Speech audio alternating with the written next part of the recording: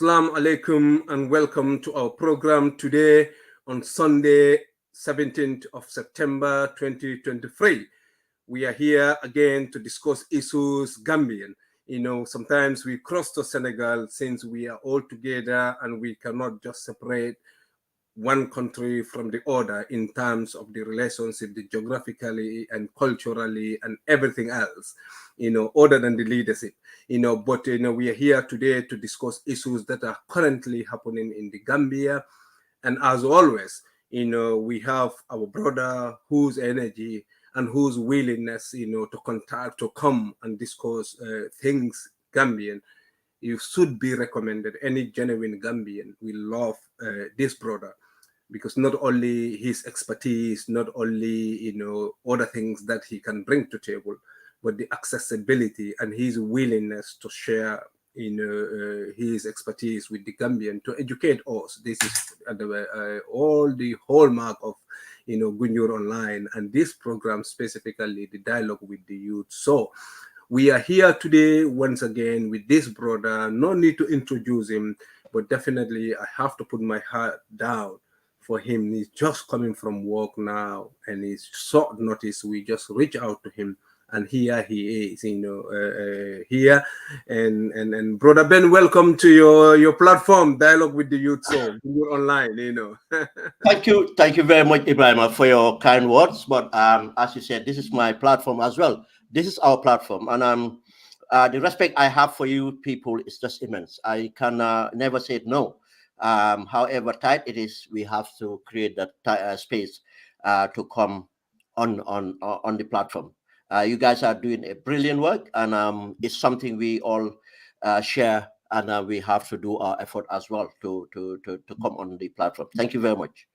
Thank you, Brother Ben. My plan is not to keep you here long. Yeah. You know, but you know, these issues are unfolding and on a minutely basis, on a daily basis, hourly basis, things are changing, and still, anytime it changes, it creates more doubt in the Gambia. It creates more confusion in the Gambia and Gambians across the world. So, and there's nobody from my perspective who is more candid, genuine, and who has the expertise like you do, and who definitely has the Gambia at heart, not leaning to one particular group, one particular issue, one particular anything, but the Gambia. And Brother Ben, and September 12th, we have our young police intervention unit officers, two of them, were shot to death, and we have one casualty also. She is still in hospital. And my condolence to their family and to the Gambia generally, because you know they are down, but the fear that they left in the Gambia, the commotion, you know, is overwhelming. And we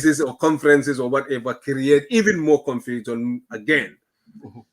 So, Brother Ben, what is your take on all these things that are unfolding in the country, especially since day one, the downing of the PIU officers, the 𝐂𝐻𝐞𝐬𝐬𝐬𝐬𝐬𝐬𝐬𝐬𝐬𝐻𝐻 things, the Casamas things, the Mama, is it Jobate or Mama Jabi. Mama Jabis, everything to give us a perspective, please, give us what is your take here, your perspective as a security analyst and an expert in this area, and the implication for the Gambia, if we don't get this thing right. And it seems everything is so confused, and so divisive now and so politicized to the extent that we may not get this thing right.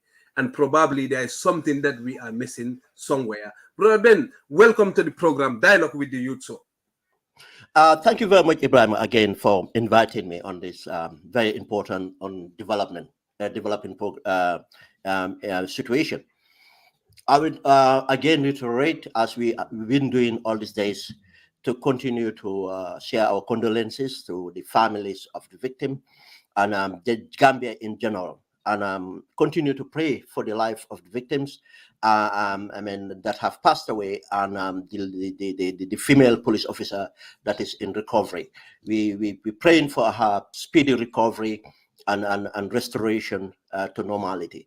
And for the departed souls, we continue to pray for their souls to rest in eternal peace. And Ebrima, as you said, I can say this is unprecedented. This is an unprecedented crime that have happened in the Gambia. And that's why it's so important that we have this right to make sure justice is served. And if I say justice is served, I will digress into that in a bit. But I first have to give an explanation here. Why is it important for us to discuss this topic? I know there are people saying, oh, we leave it to the police to do their investigations.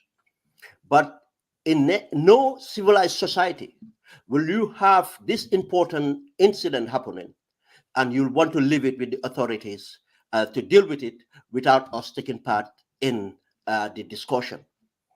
The authorities should invite us and for us to help with information, as much as possible for them to do their job.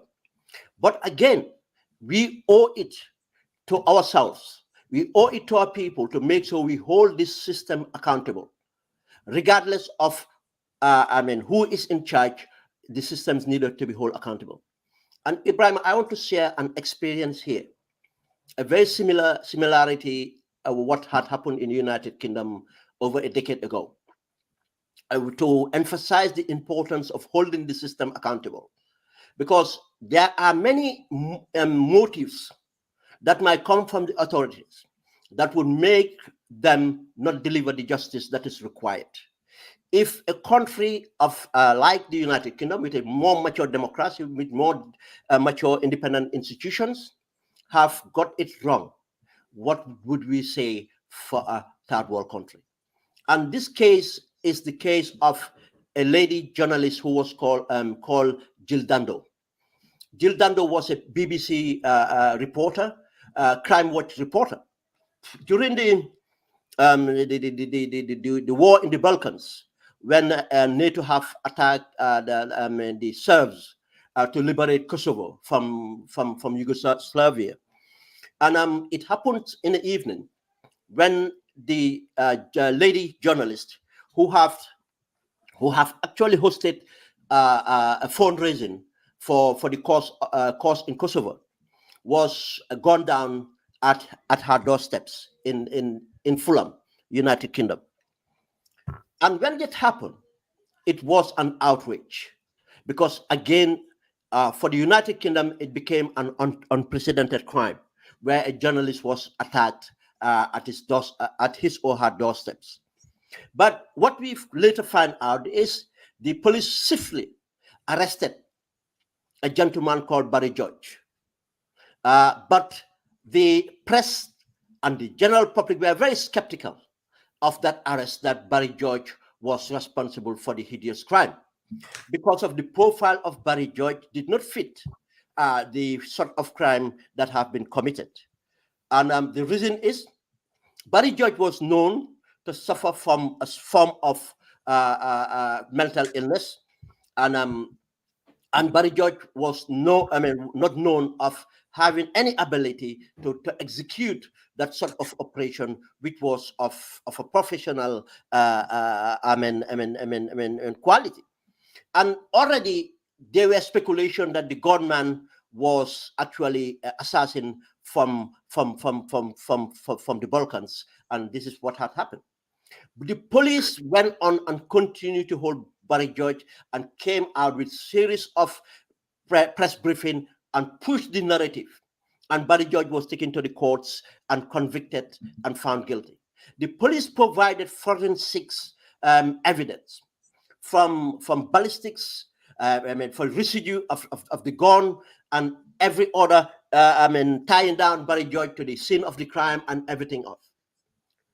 Until Barry George went to an appeal, and the court determined that the conviction was completely unsafe, because of everything the police did was actually wrong, procedurally wrong, and it as if the police decided to silence the case in order just to get someone convicted.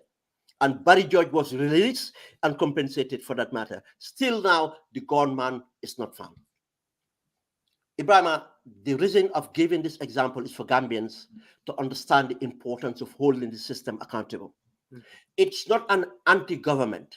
We have to remember, we might belong to political parties, we might belong to different interest groups, but when it comes to the government is ours. It's a Gambian government. It's not a particular political party government. Yes, a political party might be in government, but does not mean that they own the government. Is ours. And the security and safety of our country and our people is to the interests of all of us.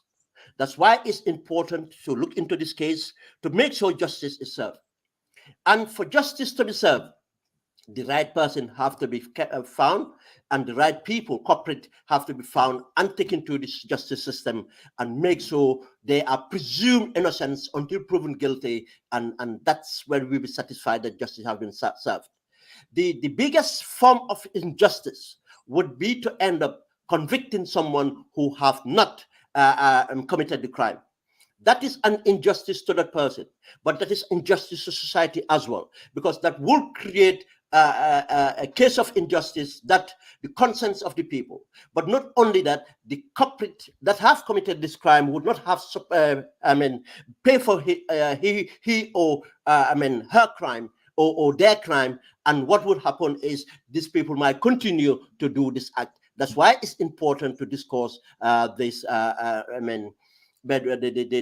events as it transpires. And we have to understand that we are in the day and age of social media, where one cannot control a narrative. What you can do is to make sure you try to bring in professionalism in everything we do. That is for the police, that is for the Gambia government, and that is for Gambian citizens for that matter. Wherever we have to take part in this, we have to discuss this very civilly, and we have to try and do our best and to be sensitive and to give information as much as we understand it, not to try to corrupt any part of the investigations. This is a duty that the institutions have. This is a duty as citizens that we have. This is something against to be noted, because our participation is something that will help hold the system accountable so that justice will be delivered. And unfortunately, Ebrima, the incident happened. And when the incident happened, it became a shock to Gambians. But again, thinking of hindsight again, it was not a complete surprise to most of us that have experienced insecurity. The reason being is the Gambia have, the security in the country have been deteriorating. And the security, law enforcement and security sector have failed to arrest the downturn of the security situation in the country. We all remember there are so many major incidents of homicide still not been accounted for, or justice not been served for these cases.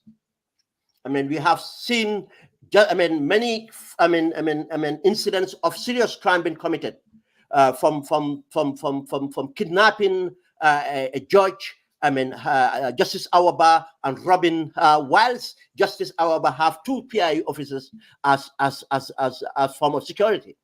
We have seen a family in Joswan, a Lebanese family robbed almost over 20 million and other properties, and traumatized and tortured, and still those cases are not been solved. We have seen the case of alleged hijacking of Bureau de Sands vehicle, which again allegedly $20 million is went in thin air, still been resolved, and so many other cases of robbery or armed robbery which have not been resolved. But what is more preparing some of our mindset was the amount of discovery of drugs in our country which have not been resolved, or a total networks of it been arrested or justice been served. And we know that wherever there's a presence of drugs, crime will impact on crime, and serious crime for that matter.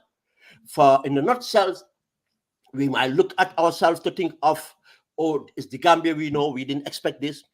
This is unprecedented. Everything we had before was state-sponsored case of this sort happening. It's never coming from the public itself, or as we understand it. And people went into motions, and questions started to be asked.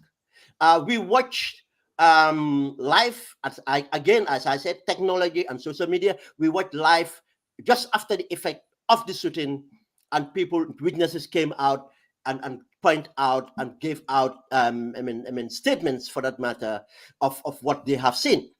And in this case, they talked about what have happened, and how the gunman came out and shot the 3 police officers, and how the gunman left the scene of the crime and opening fire in the air to stop people chasing him, and left in the dark.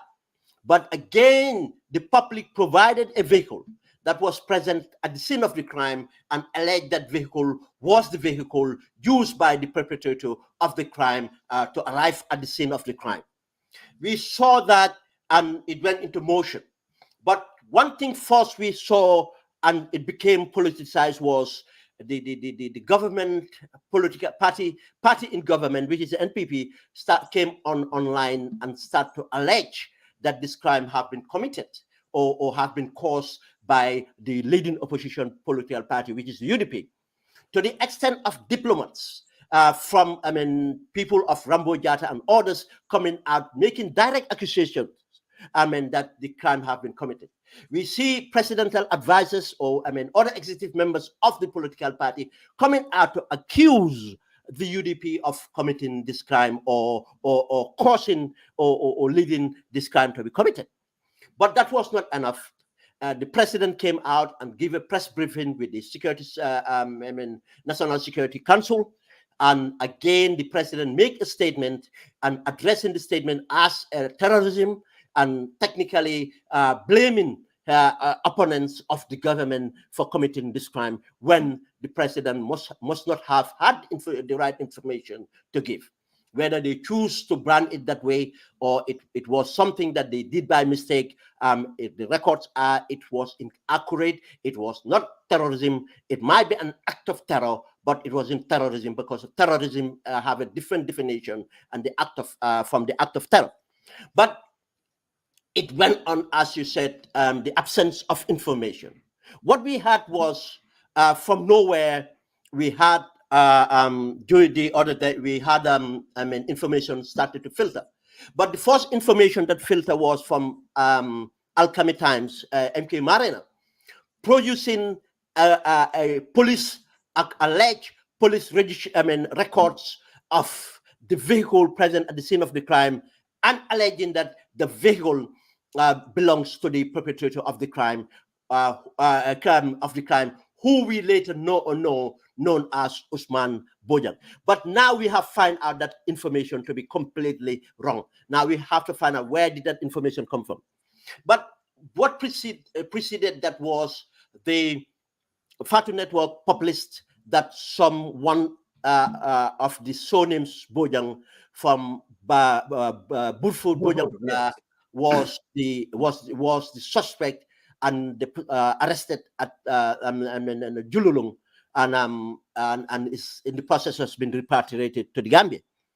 And what follows again was on social media, a lady called Mama Jabi produced a picture of this said alleged assailant and audio, not very audible audio, perpetrating that the person have admitted or confessed to the committing the crime. But after listening to the audio properly, it wasn't true too. The alleged assailant did not, Ousmane Bojang did not, did not admit to committing a crime.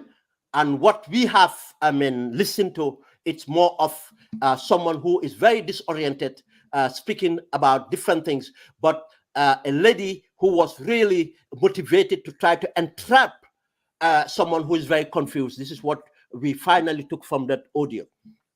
But again, the minute Bojang was mentioned, and Burfoot once mentioned Burfoot Bojang Kunda, which if it was the Burfoot Bojang Kunda, it would have been indication that the person's tribe was a Mandinka, and most probably from that Kabilo, there are so many people who supports the UDP party. They are not all supporting the UDP party, but this was the kind of insinuation, which might have led the president spokesperson of the president to go on Coffee Time and make some damning allegations and pointing every allegations towards the UDP, and especially trying to tie it down with events that had happened recently at the courts when the chairman of the BAC was arraigned at Banjul Magistrate Court or Banjul High Court, which was the presidential advisor alleged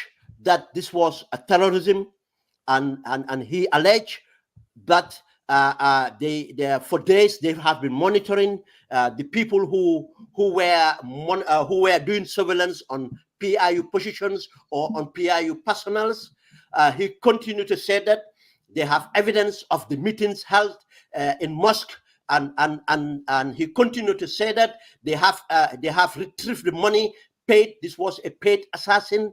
And he alleged that the said gunman was working for BAC as a security, and he alleged that the alleged gunman was present at the demonstration. At the presence of the support. The people who were with the chairman of the BAC at Banjul. He alleged that the after the shooting, the rendezvous point at the motel and the escape of the perpetrator of these things and everything else was captured in evidence. And he said these people were meant to kill almost half a dozen PIU officers, which was really alarming. Now we find out that all of the above was false. Then we need to ask ourselves, where did he get his information from? Did he fabricate the information? Did someone mislead the state, for coming out? Because he did not speak on his capacity as an ordinary citizen, but he spoke on behalf of the state. Mm-hmm. This is something to be registered. This is very serious crime for that matter. This could have consequences of many. to destabilize the country. That's why I will say this before moving on, that he should have resigned, or he should have been sacked, and he should be prosecuted, or an investigation. And in fact, now a commission should be set up to investigate the entire proceedings of this crime. And brother Ben, he also mentioned that the president didn't sleep that night, and all those things. How did he know that? Was he in the same? Was he communicating with the president the whole night to know that the president didn't sleep, or the president told him in the morning that he didn't sleep the whole night, because of the issue? So, what prompted Sankhareh? At least he is in the forefront of being debunked. But he represents an institution. And definitely by this cannot just be a coincidence. He just doctored all these things, all this line of arguments. Thank you very much, Elijah. Thank you very much, Elijah. It's not a coincidence at all. Good. Because from what the president have presented and what Sankhareh have presented, you can see there's an alignment. It is something rehearsed or something arranged to be a briefing. It's something they hold on to. This is a narrative that the government wanted to put out there. Now, Elijah, imagine then if everyone was silent and not be critical, then we would have, concluded, and justice would have just been derailed from the beginning. But again, there's a precedence here. Well, last December, when there was this alleged attempted coup d'etat, the same Sankhareh and the security advisors and the team of government officers came out and made allegations, and Modus Sabali was arrested, to try to be linked to that crime, alleged crime. And myself and many other people in the diaspora here were rumored by the government, to be part of the alleged attempt to overthrow the government, because they came out with a statement. They said they are supporters in the diaspora, they are local politicians, they are financiers in the diaspora, and local financiers. Ebrima, we came out to find out all was false, because of the case went through the courts and nothing of such have been unveiled. But we know that during the process they did try, because whilst I was in the Gambia, after they managed to get my number, the one I used in the Gambia, and they tried many times to check if they can link that number to communication to anyone close to security or anywhere, and that would have been for them enough evidence to come out with my name. But they did not come out with my name. They did not come out with the name of other people they allege that they wanted to frame into this. And this is why we didn't hear about it. Then there's a precedence here that the government have always been divisive. The government have always try to build up the people they perceive to be their agitators or against them, to try to get them, frame them into to be dealt with. Then it moved on, obviously, and the next minute the police came out with a press conference. Alagi, the press conference of the police, what it did was to throw out everything that the president have said, to throw out everything that Sankhareh has made, the statement that Sankhareh have made. But we thought that we will get a reassurance. We thought that we'll get something from the police, at least, which would give hope that the police are on top of things and the case will be moved. But no, the DIG of the police, Mr. Sow, came out and confuses the public more rather than clear the air. He came and gave a narrative of countering what Mama Jabi have given. What we can learn from the police narrative is they try to discount everything that Mama have given, that it was through her effort that the alleged gunman was arrested in Jululung and repatriated. The police came and talked about great reference numbers. And as I can tell the public, what the numbers given are not grid reference numbers. Grid reference numbers are numbers that are derived from map reading and which are coordinates, either 4 digits, which comes from using a string and measuring the distance from point to point. That will give you 4 digits, and by using a compass, we give you 6 to 9 digits, which is more accurate or more to a point. Grid reference numbers don't have letters. What the DIG might have given must be mobile phone towers or receivers located in different geographical location. This is probably what he have given. But the problem with that is the DIG came out to say that, oh, during that time there are so much calls generated. Alagi, that should not be news. That area is a commercial area. It's a main intersection. People would meet from different directions, from outside the Gambia or wherever it is. There's no other night that would be a quiet night in that area. But what we find out is the DIG was trying to hype up something as if they got something, but when they finished their presentation, they left more questions to be asked than answering or assuring the public. Yeah, now, Brother Ben, more question and more confusion for the Gambians. Gambians are in limbo, since on the 12th of September, they didn't know what to do, what not to do. They didn't have any clue who to believe, who not to believe. So far, there's no lead. And Gambians are fearful of their life.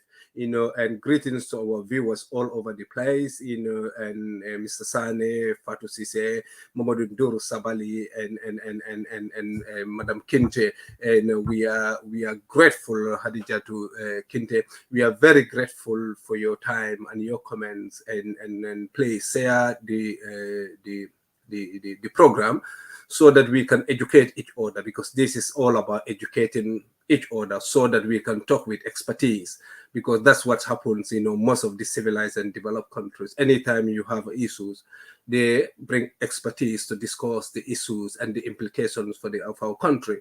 And this is very, very worrying. Young police intervention unit officers deaf, 2 of them, and a young lady is recovering from hospital, and our hearts and minds are with her. Our condolences, to the families of the fallen heroes, and may God forgive all their earthly shortcomings and grant them the best of Jannah. That's what we can do. Once again, and Gambia, this is unprecedented. During the time of dictators, behind the scene, things that are uncovered happen. But this is the Sukuta Jaban Johnson, always overcrowded with police and everybody all around.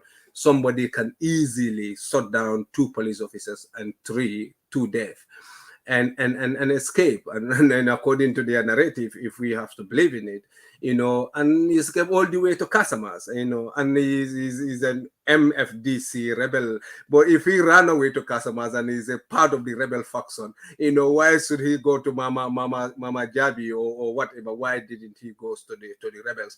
Brother Ben, but we didn't know the motive of the suspect. Yeah, well, I'll get to that, because that's a very important point here. For people to know.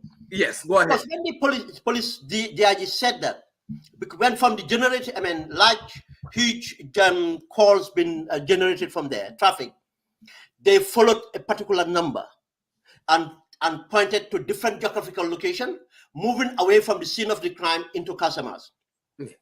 We should first ask, how did they come to find that number? Because they have not arrested a suspect, they don't have a suspect in mind.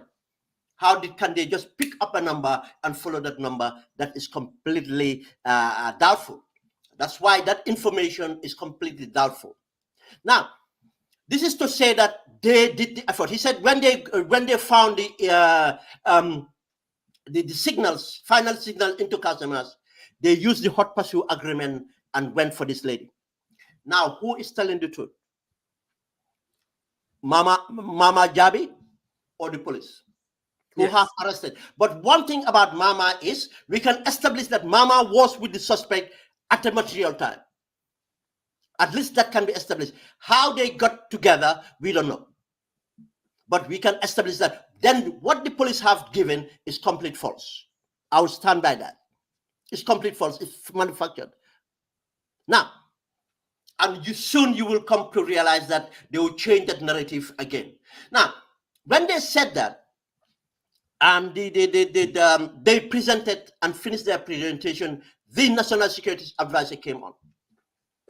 And he brought in another conspiracy different from the two conspiracies been advanced.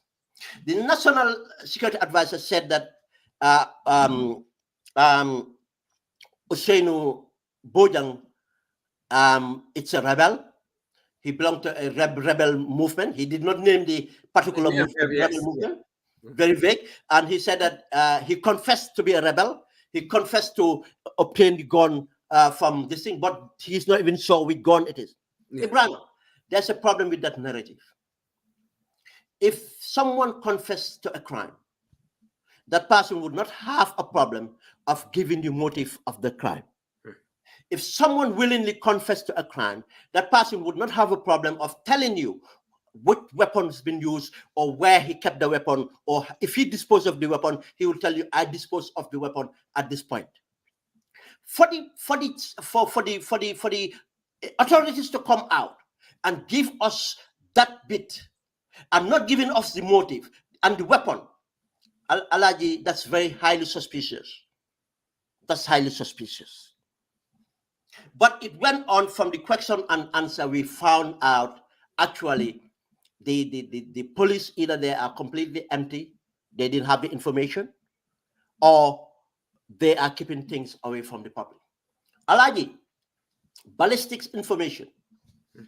The first of it is when a gun is fired, two things would be out of the weapon, apart from the gas that evaporates: the spent casing and the bullet that hits the target. The spent casing contains information. Behind it will tell you what caliber of weapon have been used. 2.2, 9mm, 5.7, whatever it is, 7.9, whatever it is, it will tell you, and that will lead you to what weapon have been used, precisely what weapon have been used. Or if the bullet that hits the target or the person have been retrieved, that too will give you an indication, because of the dimension of the blood, will give you indication of what cell casing it came out from.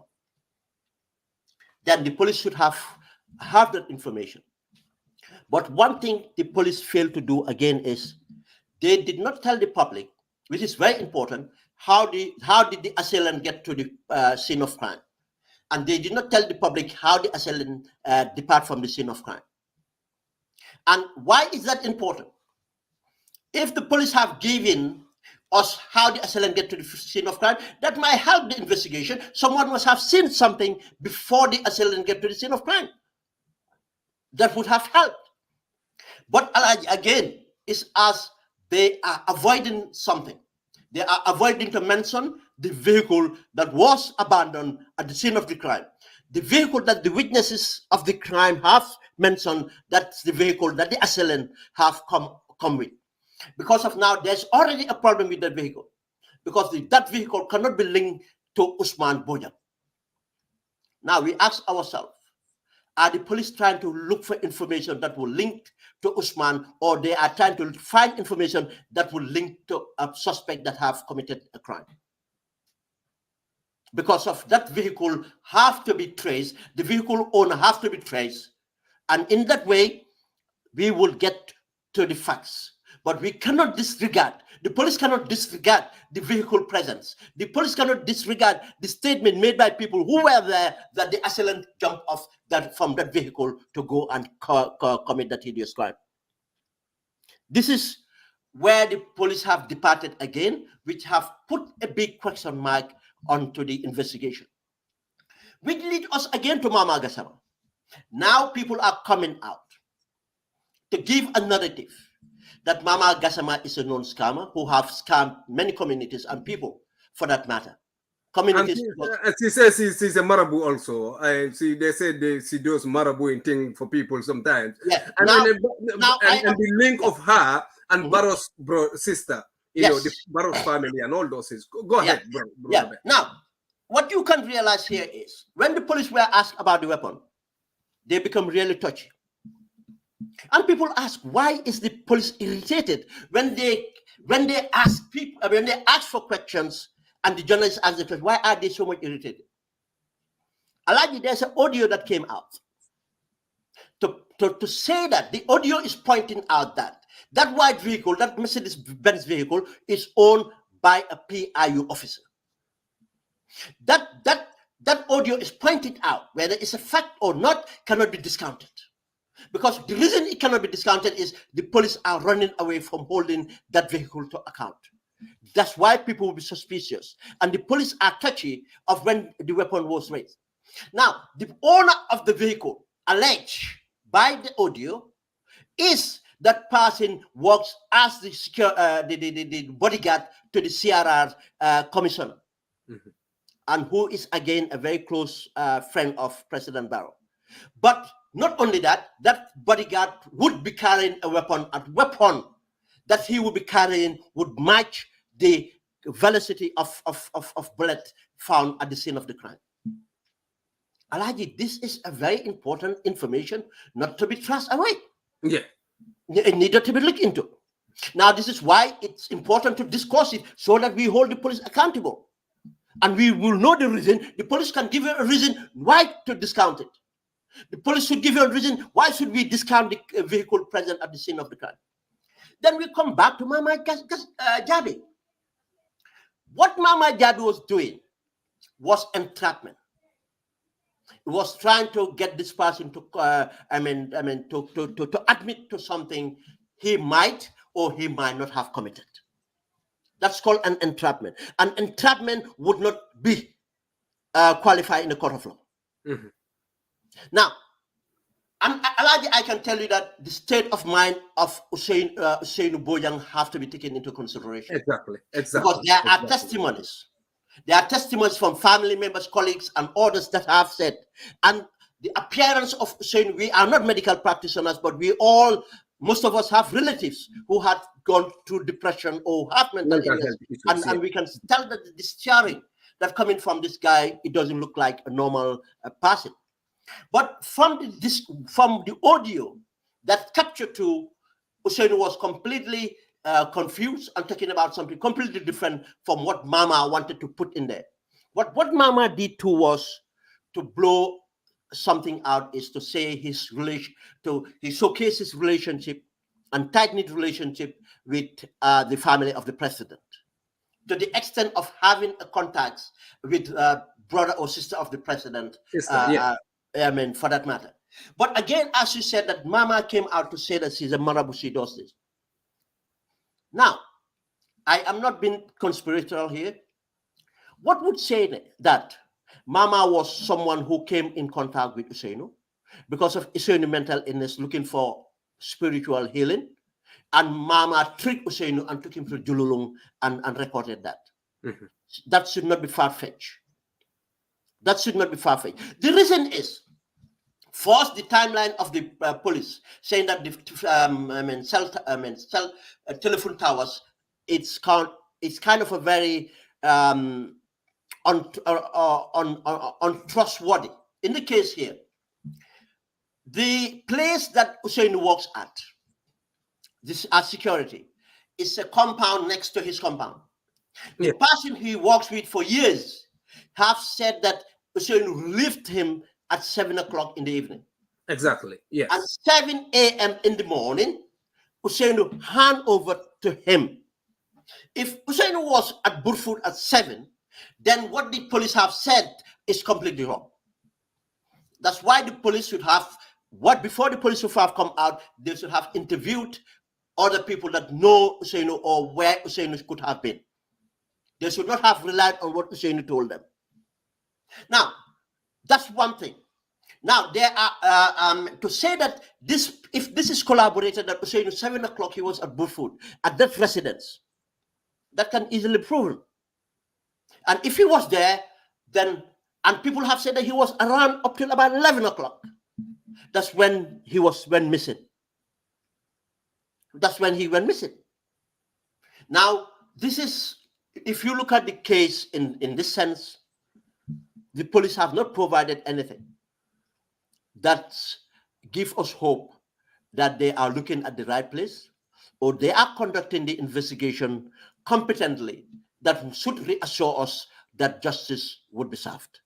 That's why it's important for us to intervene or to take part in our civic duties to discuss this and hold the systems accountable, so that justice will be served for the victims of this crime.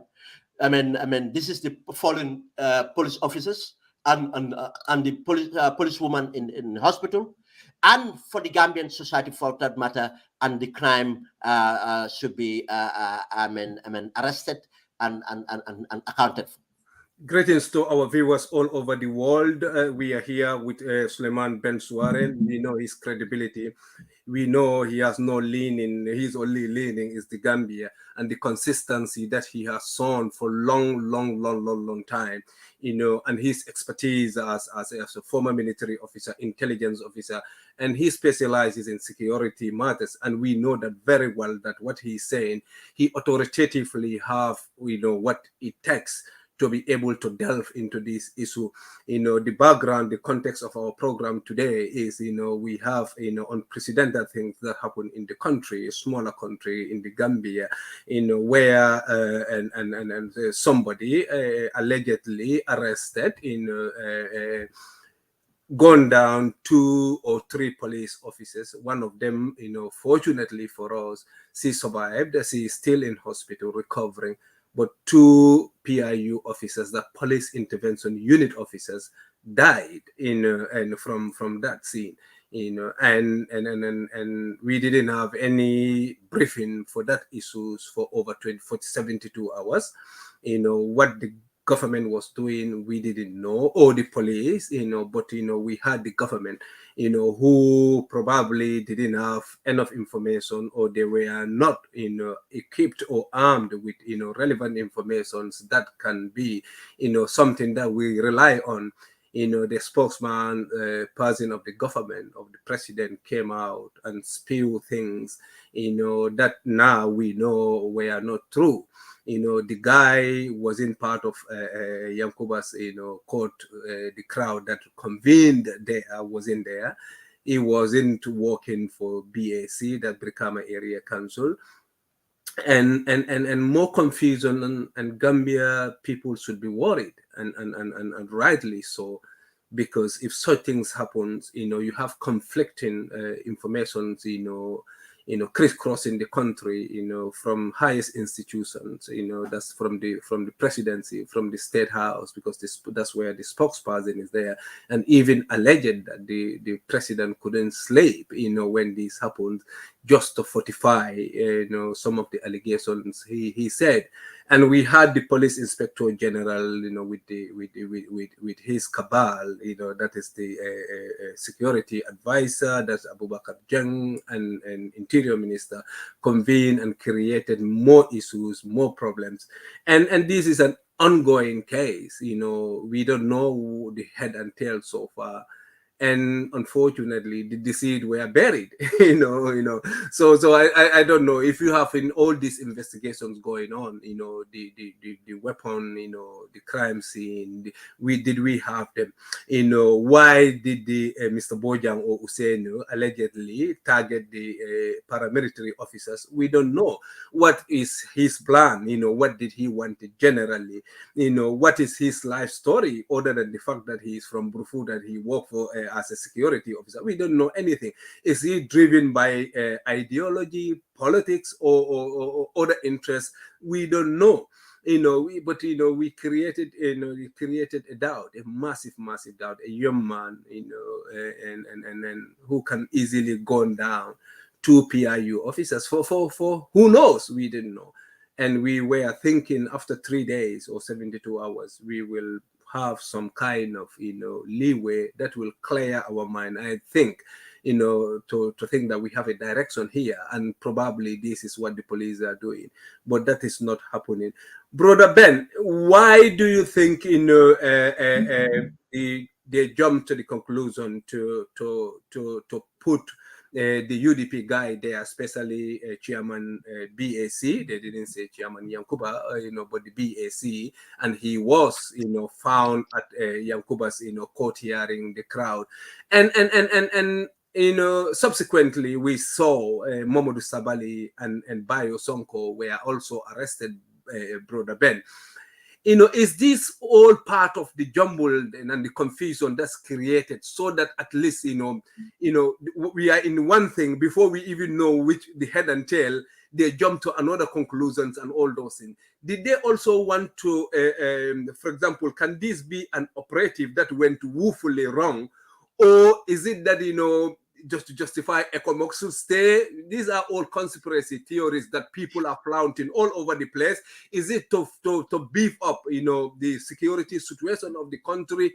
But because, things are so disjointed and so disorganized, become even an embarrassment for the Gambia and for everybody Gambian, And yes, the Momodu Sabali, when we had the coup d'etat, the alleged coup d'etat, that, people like you they didn't mention your name, but we know, because the dog whistle politics that they use, we can... No, actually, they use one of their old fools living in New York on charity. I mean, putting my Gambian number online and calling my name, Sidi Sane, 𝐂𝐻𝐿𝐤, all these responsible people for been part of this school. They did that because information, if they want to put it out, what they do is they get their idiots who are paid online to come and do it. But because they didn't have the audacity to do it themselves, just as when they did the statement, they alluded, everybody know that they're referring to the UDP, but you can see some of their clowns or whatever you call them coming out, calling out people's name and associating this crime to them. But again, as I said to Gambians, why are we surprised? We have a continuity of the APRC government. What do you expect to happen? I said this is a testimony, and I said whenever you want to find evidence whether we have a security sector reform or not, wait for crisis to happen or situations to happen, and they will expose the failure, because of the failure of their mindset. They don't have the right mindset as independent institution, and so and expose the incompetency for that matter.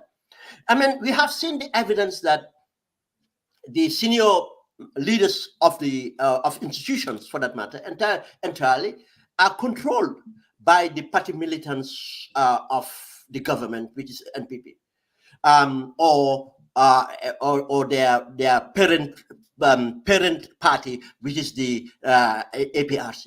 We have seen whenever certain people call for arrest of certain people, it will happen. It's not a coincidence. As I keep on I've been saying this few days for a while now, that what Barrow is doing is applying the same playbook of dictators. People say, oh, Barrow is copying Macky Sall. No, Barrow is copying the playbook of dictators. They are trying to, because of, if you look at politically, UDP is the only political party that have stand a chance or have would threaten any chance of this government of re-election. I'm not saying that it's going to happen, but they stood the chance. Now, for them, it's a matter of looking for an opportunity at all times to make sure they can get rid of that threat from them. They will try to marginalize the UDP within themselves. They will try to politicize the judiciary. They will try to politicize the law enforcement. This is the exact thing that has happened in Senegal with Pastef. They will try to polarize society so that the hate for society for the UDP as a party would be a reality. But again, some UDP supporters And some of even the executive members are not helping situations. Modus Sabali does not help situations. And Alaji, sorry, I'm calling you Alaji. Ibrahim, if you are an executive member, if you are a leader, you should develop that thick skin. You should be very strategic, especially knowing that you are living in a situation where people are after you, or the system is after you. And government is greater than any person. Mighty than you are. You cannot be famous to the extent of defying government. You cannot be big to the extent of defying government. The only thing that will help you is to get the people behind you. It's not enough to have your party only support in order to survive. You see, this is what they did to Pastef. They made sure they alienated Pastef to the extent of they stand alone. This is why today Ousmane Sonko is still in prison. If they did not achieve that bit, if Senegal entirety or Senegal's majority are standing with Sonko, they couldn't have done it. That's why I'm saying here, yes, there's a provocation coming from the from government. We all have seen the evidence. We have seen where Sabali's sister has been attacked by the PIU. But as a leader, that's where you come measured. You don't go with your emotions. You don't go with your emotions. You can address that matter in many ways. You can come with an eloquent statement, which would put the government into disgrace, which will hold the government accountable, which will give you support from quarters that might not have ever supported you, which will give you empathy from quarters that might never have empathized with you. It's not about being brave or anything else, but it's about being strategic and being smart in the way you do things in this environment. You don't open up yourselves for any possibility. Make it so difficult that when the state come onto you, the state would be seen for what they are. But don't give an opportunity to your opponents to point out to your arrogance, to point out to any other thing, and which will undermine your position and undermine your party position. Ordinary party militants might behave certain way on social media. They don't have responsibilities to the party. They do have some form of responsibility. But again, if the party militants have seen an eloquent presentation and even taking legal actions or tackling this matter in a different way, I can tell you that would have, impacted on those people, in fact, on the way they behave. But it's not smart to try to defy government in a way that you will be on the back foot. It's not smart to try to merchandise some form of personal, in fact.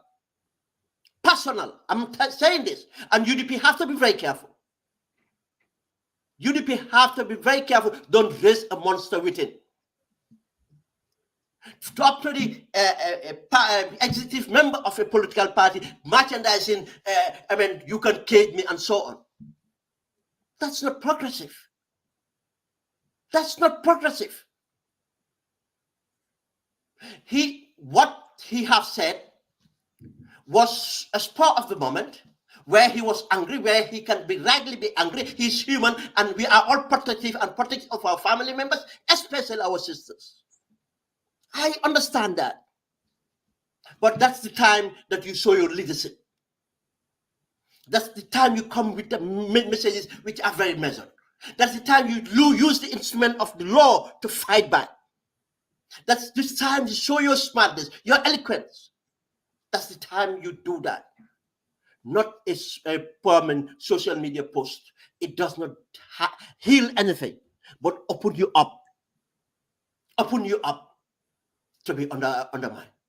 Brother Ben, we saw Hussein, the Honorable Dabo said, might be with experience, no matter what they do to them, they will not going to react. They are going to follow. That's measured and that's experience. Yeah. Because they went through this, with Jammeh, and they didn't react unnecessarily for how many years. They did everything to them, So, and he reiterated that. So I think the budding politicians in the political parties will learn this a lot, so that they know how to maneuver, because Gambia is land-minded and purposely targeting a special group. I have to say this. You see, it's factual. It's factual that the police or the PIU have been politicized. It's factual the PIU have been weaponized against, especially in political fronts, against the UDP. Yes. We have seen numerous acts of abuse. When the elections results were called, we have seen what have happened at the gates of the party leader. Yes. We have seen that behavior. But not only that, we have seen many instances where PIU officers will come on social media to jubilating of abusing the rights of the thing, and they will never be disciplined. We have seen that. It's a fact. Then we should find ways and avenue to attack that. This is where we expected legal actions to be taken. This is where we expected different forms of protest to be taken. Notifying the international community, notifying the human rights. These are the time we hold accountability. I understand that. We have seen when the PIU have killed Gambians in Faraba. Still, nobody held accountable. We understand that. In order for justice to prevail, we expect those people given to the safeguard the rule of law to be performing better. And look, most people have not probably had or misheard this. The Inspector General of Police went to the parliamentary committee for, I don't know what they call it. He said the reason they did not discipline these people so that next time if they are giving orders, they will not refuse it. These are if it's unlawful behavior, it's tolerated. And Ebrima, what I want to emphasize here is, if we accept this weaponization of our law enforcement, the weaponization of our judiciary, it's not against the UDP, but it's against Gambian people. It's against our democracy. And we have seen the instances, many individuals have been brutalized by the police. Police brutality. We have seen the behavior of our servicemen. Yes, it's time like this. We are in empathy and support of the following these things. But we again have to hold accountability. That's why we shouldn't wait until today to hold account. When it happens, we should. We should not react in a way and manner that would not, progress our cause. We should always be smart and think progressively, in how we react. Brother Ben, this is so important because Jammeh came and he was, going after the soldiers first. We saw they are soldiers, and he and them, they are soldiers. They were hand in glove in this. Now they're having problem within themselves. And those were neutralized. The PPP guys were neutralized. And it started between Jammeh and UDP. And they said, it is UDP, and nobody spoke. We didn't speak, and also, until when he started coming, from all direction, going after Gambians until almost every family in the Gambia was one way or the other affected. Then nobody was there to speak for those who have been, one after the other being picked by dictator. Now the monster is being created, and the monster is going through one person to the other. And anytime it goes against an institution, what we said, we are comfortable in our corners, thinking, it is Barrow, UDP created it, for example, it is them that are doing this thing. It's Momodu Sabali. But this thing is going to develop, and potentially anybody that's going to, it was the media, and anybody who challenged the government, who is critical to government is a UDP, any media, any police, anybody who is in the civil servant, and if you are vocal, you are UDP, and you've been marginalized one way or the other. And this thing is growing on a daily basis. Everybody is sitting down, especially the intellectual, and the so-called well-off. But at the end of the day, this is going to come and consume all of us. So what people like you are doing to come out and speak, because we cannot all keep quiet, when we have authorities that are falsifying almost everything. They are lying on a daily basis. They are telling people things that are confusing more, and they are creating more division, even, within our families, more over the country, to the extent that this is why we have to have opinion from people who are expert to debunk and give some light to people who are more confused by government narratives and all those things. So if people didn't come out, what Ebrima Scattred said will have stand. And we know that today, those are things that are false. Brother Ben, as an expert, you've been doing this across the sub-region and internationally. What implications have all this for the Gambia? And what link has this to the security sector reform that we almost forgotten, and what has this put the TRRC? We know the TRRC has been compromised long time ago, but the implication of not acting on the TRRC report, the white paper, what implication and what can that germinate it to until we have things like this, and the explosion of drugs? We will expect more of this to happen in that country, because there's nothing unique. There's nothing special about Gambia, that things that are happening in other countries are not going to happen in our country. If it is Islam, we have other people who are more religious than us, who are more fanatic. If anything, we have people or countries that things are happening there who are better than us, and it is happening there. And if we see it on our comfort zone, we refuse to confront the things that are germinating around us, and we designated this into a particular individual or group. These things are going to happen in the country. Me and you, when we go for our holidays to enjoy ourselves with the so-called pound or dollars or euros, people are going to target us one way or the other. So nobody is safe, Brother Ben. So your analysis, please, go ahead. Now, Ebrima, a simplest form of looking to this is we have to look to Senegal. Last 2 years, what have happened to Senegal should be a lesson to any developing country that assume a democratic governance. Because Senegal was an example in Africa as a country that have been growing their democracy, that have a better, mature democracy than any other African country. But because of the intentions of the executive managed to use corruption to manipulate the judiciary, to weaponize the judiciary against any opponent. The executive used corruption to manipulate the political parties and weaponized corruption within the political parties and marginalize them. The executive used corruption to marginalize the civil society and manipulate it and control the narrative within civil society. The executive then went and weaponized the security sector, law enforcement, to the extent of undermining democracy totally in Senegal today. What we have Senegal today is a dictatorship. If we just think about that, over 4 decades, 5 of democracy overnight vanished. What about a country that came out from a dictatorship? That country that should be in a transition. What I want Gambians to realize is here, we are not in a transition to building our democracy. We are in a transition going back to a dictatorship. We have been captured by the state capturers, and we are continuing the APRC governance, as we can see the evidence all over us. All of us. I don't need to digress onto that to tell you the appointments and the way they do things and everything. Ibrahim, every day we wake up, we see it, be the corruption, even getting worse than we ever had.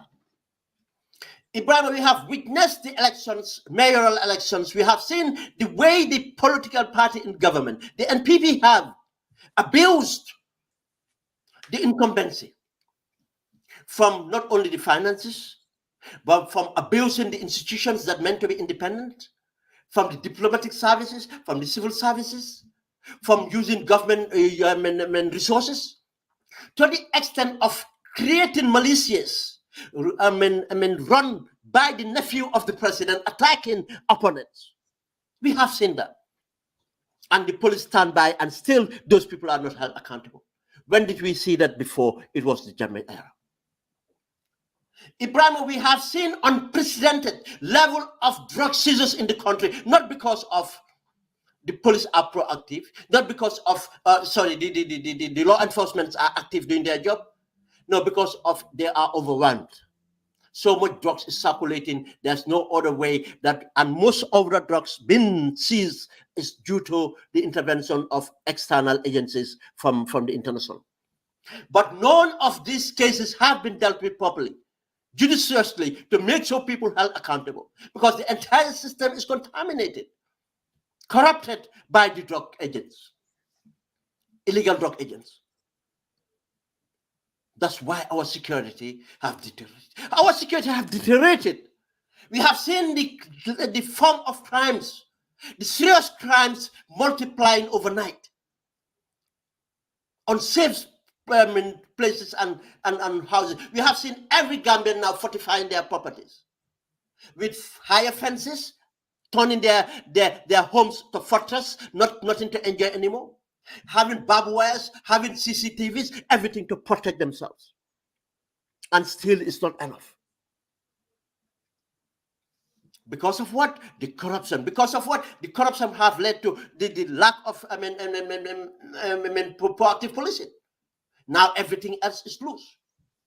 We have seen the effect of drugs in the youths. All kinds of drugs, causing insecurity. Most of these crimes are committed by Gambian youths who are on drugs. Yeah. Alaji, the level of prostitution against our children is unprecedented. Before, if you hear prostitution, commercial prostitution, it was mainly people from neighboring countries. Today, you go to any hotspots, there are so many crab-crawling zones in the Gambia right now. From Tobacco to Birkama, areas that we never thought about. We don't talk about the TDA anymore. We talk about within our localities. Young children been picked up for $500. Teenagers been picked up. And what we have exposed is what happened to girls, but I can tell you so much is happening to boys. The country have turned to a heaven for pedophilia. We have seen how compromised our systems are. We have seen the case about the pedophile with the law enforcement and the judiciary. Yeah, and the Malagan story about the white man who has been bribing everybody. Oh my God. Now, this is, you see, when we talk about security sector, again, let me remind people run to think about the army. I am not vouching for the army, but probably they are better where they are today than they were before. It's because they are not been tested again. We cannot vouch for them for that matter, but we have expectations that they might. But when the most important part of the security sector reforms would be law enforcement and judicial reforms. Criminal justice system. Alaji, without criminal justice system functional properly, we are doomed.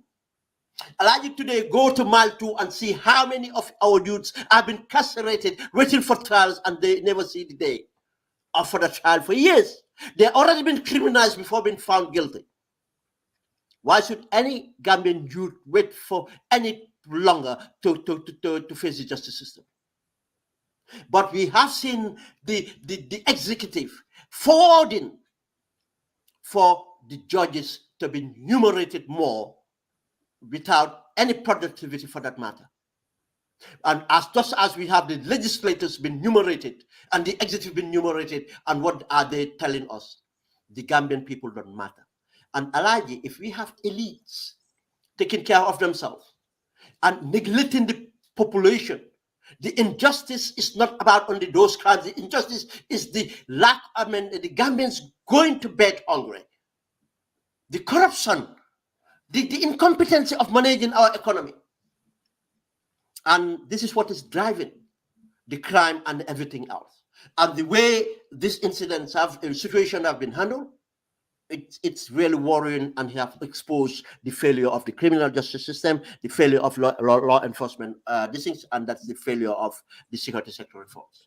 The failure of our executive, the failure of the judiciary, and our parliament also, because, the Barrow, as you said, been putting water on their back, giving them the prados, and now he want to bribe the judiciary also, where he can hire and fire and give them more money when Gambians are poor, when Gambians are poorer. Anything in the Gambia 20 years are better than our institutions today in terms of corruptions, in terms of witch hunting. And I always say this: any government that fails, look for enemies to blame their problems on. And we have to see this, and stop arguing unnecessarily about the proviso of the country that our people are, and see the larger picture, the younger generations that are coming, the featureless generation that are coming. Their dreams are dashed, and now is the survival of the fittest. Whatever you can do to survive, to have that rise on the table, you are going to do it no matter what. Being a boy, being a young girl, in a situation where young girls cannot even get a sanitary pads to continue their education. The amount of days that our girls are losing because they don't have pads, the amount of days that our girls are hungry and they go and hunt for food wherever they can get that food, whatever that is going to cost them. That's the reality of that country. When elites can buy cars and give it to a group of people, cars that cost almost $2 million, cars that are fueled by the taxpayers, cars that drivers are being paid by taxpayers. When schools are crumbling during rainy season, people cannot go to school because tables are absent, food is absent. These are the real situations that are happening. And when you have your parliamentary members of parliament don't see anything wrong with anything that is happening to the country, to the extent that they are talking a legislation of FGM and overcrowded our political space with useless things that are more of a cultural things. When all these things are happening in that country, and you see people who are staying in the diaspora, claiming for their rights in a foreign country, people who know how that government is trying to give them the luxury that they don't have in their country, and we celebrate ourselves for that.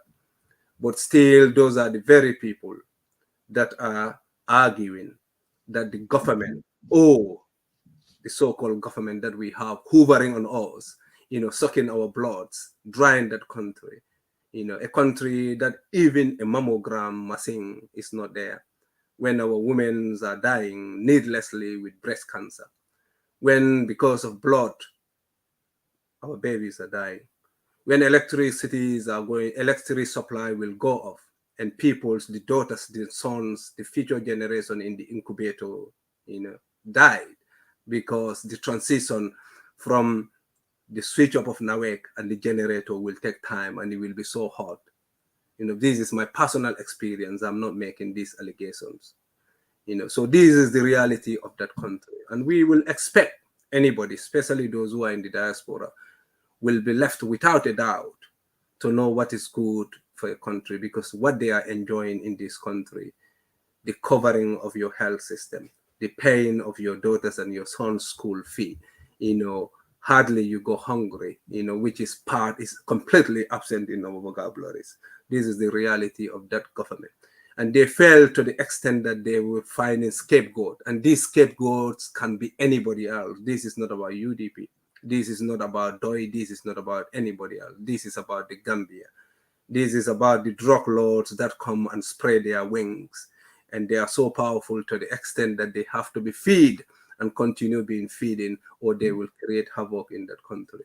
A country where when you work so hard, tirelessly, and you go back in your country, in your sanctum, to be with your family, but you are not safe because you dress well, because you drive a better car. This is the reality of our countries.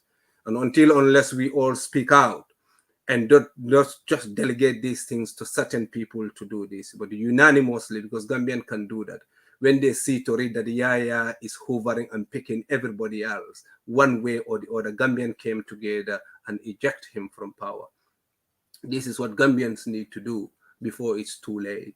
You know, the beast is being fed to the extent that it's growing and growing and growing. Anytime we refuse to talk, the beast create another head to the extent that it will create thousands and thousands of heads. What that means is start going to eat 1,000 people at a go in a minute if we let that beast to be created with heads and heads and heads. Brother Ben, thank you so much. I have to stop here. You just from work, and all heart down to you, you know, for your time, for your expertise, for your genuineness for the Gambia, you know, a Gambia that we all call home. And greetings to our viewers all over the world, wherever you are, you know, and it is our pleasure, you know, and we hope you glean something from these discussions so that, you know, we can see what we can do to salvage that country, a country that gives a lot to us. You know, please, you know, let's see wisdom, and let's see not us, but the future generation, the generation that is going to come after that. And that include our nephews, that include 99% of who we are in the Gambia, wherever we are in the diaspora. And greetings to our manager and the CEO of Gunjur Online, Mr. Sulayman Janneh, who is the technical guy behind the scene, you know, directing everything. And once again, anytime we are free, we will come here and discuss issues pertaining to our country and the sub-region. Thank you once again, and have a very, very good night wherever you are, or whatever time you are. Enjoy yourself and be safe. And please, may God bless you. Thank you. Thank you. What's property ownership to you? Are you looking for a place to raise a family away from the dense and tense urban area? Are you looking for a clean, environmentally friendly place to retire? How about an investment? Would you rather leave your money in a savings account to make a bank richer, or would you rather have significant appreciating value on a piece of land that you bought today? The most interest you can get from a bank right now with a savings account is about 1%. But here in the Gambia, property values have been rising at an average of 27% every single year. Currency depreciates in value. Property doesn't. Call 439-1944 or 439-9515 or log on to www.globalpropertiesafrica.com to invest in Greenville and secure your future today.